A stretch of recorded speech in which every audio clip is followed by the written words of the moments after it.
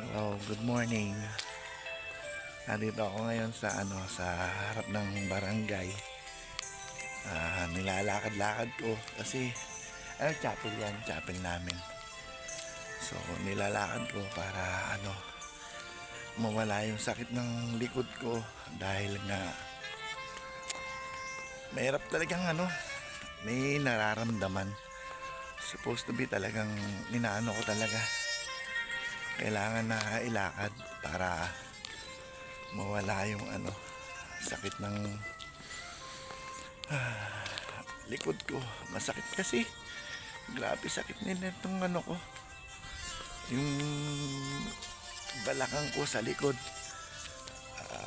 Gusto ko sanang magpa-check up, kaya lang mahirap kasi kapag malaman mo na o may madetect sa'yo na may nararamdaman ka, tapos pa-check up ka, tapos pag nakapagpa-check up ka sabihin may sakit kang ganito, ganyan, nakakaano, di ba?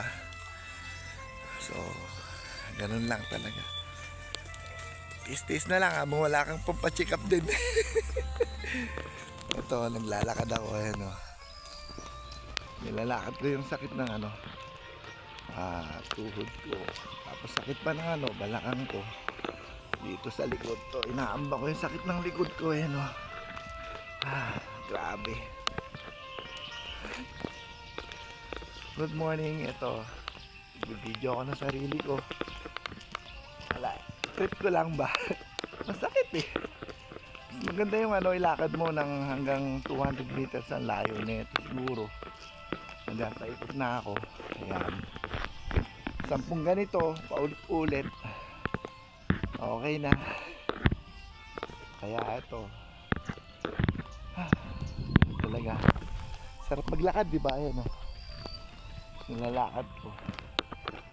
Ito ang routine na gagawin ko para mawala yung sakit ng katawan ko. Ayoko naman mag-take ng ng pain reliever kasi sabi nila na sama daw yung panay ang take mo ng pain reliever dahil nga sa baka makadali yung atay mo. Kasi nagme-maintenance na ako ng losartan, simvastatin, and then yung amlodipine. So tama na yung tatlo na yun. Ayoko na dagdagan. Ay, buhay. Ito talaga ang life. Tumatanda na kasi. At the age of 52, ito ako ngayon, may mga puti-puti ng buhok. Grabe. Pinapawisan na ako. Kanina pa ako naglalakad.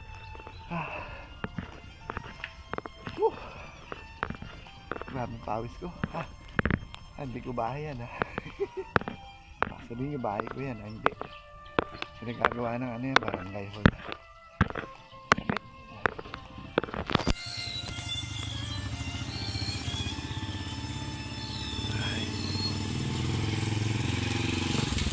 Dumaan na tricycle. Ay buhay, habang nag-sound trip. Hello, bye.